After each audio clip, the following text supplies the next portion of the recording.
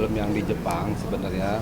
Karena Mbak Uci sudah melihat produksi film saya terakhir itu ke Jepang bersama teman-teman seperti Acha Septriasa, Morgan Oey, Omar Daniel, Rizky Hanggono, Samuel Rizal, Alex Abad. Itu di film saya yang judulnya Suami Yang Lain, yang hopefully bisa tayang mulai di sinema tahun ini. Ya. Nah, Mbak Uci kemudian tertarik, wah ini menarik karena belajar dari pengalaman Mbak Uci sebelumnya, ternyata bikin film itu memang challenging sebenarnya, tapi ketika kita mengetahui bagaimana jalur distribusinya, bagaimana memasarkan film itu dengan benar, bagaimana membuild awareness ke publik bahwa film ini layak ditonton, karena ini kan film Indonesia kan memang harusnya jadi tuan rumah di negeri sendiri ya, dengan segala channel yang ada dan kemudian kesempatan yang ada, ya kenapa enggak kita sendiri yang kemudian akhirnya membangkitkan dan menggairahkan kembali perfilman Indonesia, kira-kira gitu. Berapa negara mas? Berapa negara rencananya? Itu tergantung Mbak Uci. Kita lihat nanti. Tergantung Mbak Uci mau jalan-jalannya kemana. Makanya nanti saya mungkin bulan 5 mau survei tempat dulu, mau ke Jepang dulu. Mau ke Jepang saya. Berarti Mbak Uci rencananya selain syuting di Jepang bakalan ada syuting di negara lain atau di mana? Iya. Mungkin di Eropa atau tetap di Asia? Iya. Kemungkinan pastinya gitu. Oke. Bu, terkait update-nya memang MZ.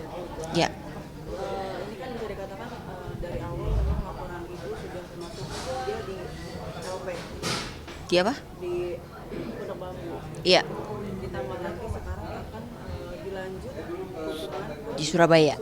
Nah, seperti apa mungkin berapa lama proses untuk akan dipindahkan ke Surabaya sendiri? Seperti apa? Jadi untuk MZ ini kan sekarang sudah masuk di Pondok Bambu. Udah di Pondok Bambu kan dia diputus 11 bulan. Dan dia sudah menjalanin. Nanti bulan 10 Oktober itu 2023 dia keluar, tapi nggak bisa keluar karena sudah menanti yang kasus saya juga. Jadi yang di Surabaya itu dia lagi menjalani kasus saya yang pengancaman bom.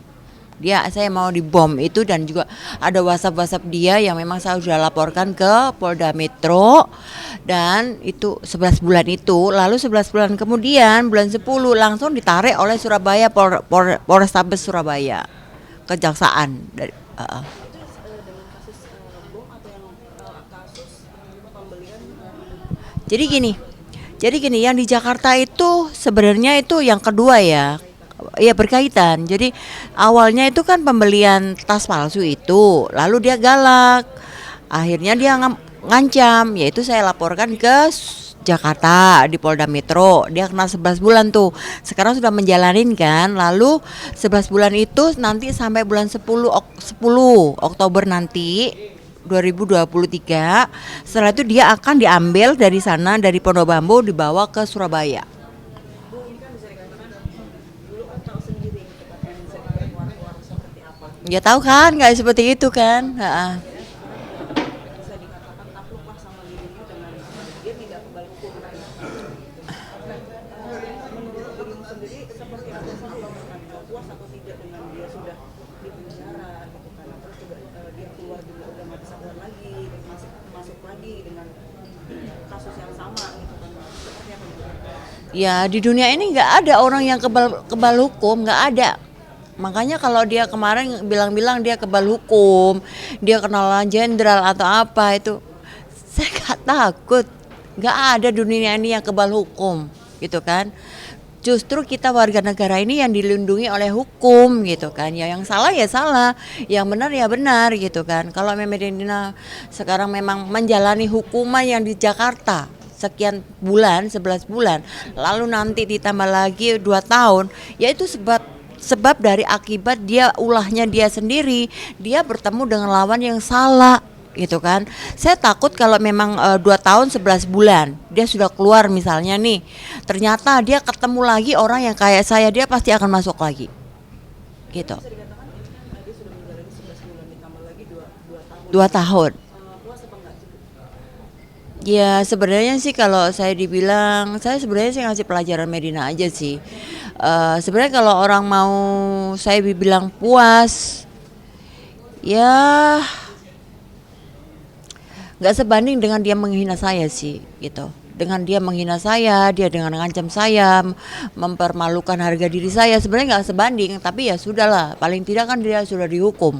Paling tidak dengan 2 tahun 11 bulan ini dia bisa berubah kan gitu kan. Ya, tapi dengan kerugian material juga gitu kan, kerugian material yang sudah ibu rasakan seperti apa nih?